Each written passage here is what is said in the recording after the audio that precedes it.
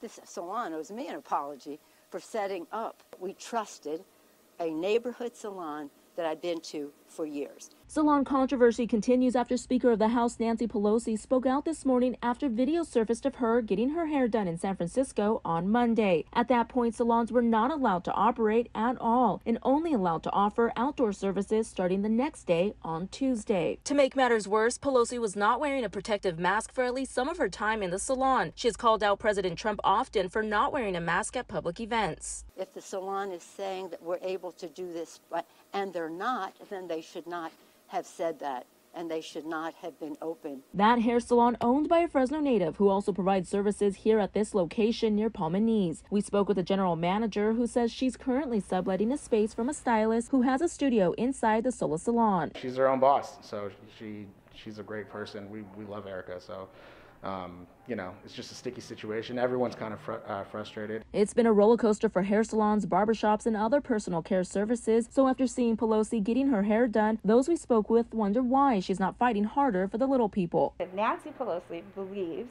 that the salons are safe enough for her to get her hair done, then she should be fighting for salons all over California to open up. President Trump calling out Pelosi in a tweet that reads in part, "Crazy Nancy Pelosi is being decimated for having a beauty parlor open when all others are closed and for not wearing a mask despite constantly lecturing everyone else."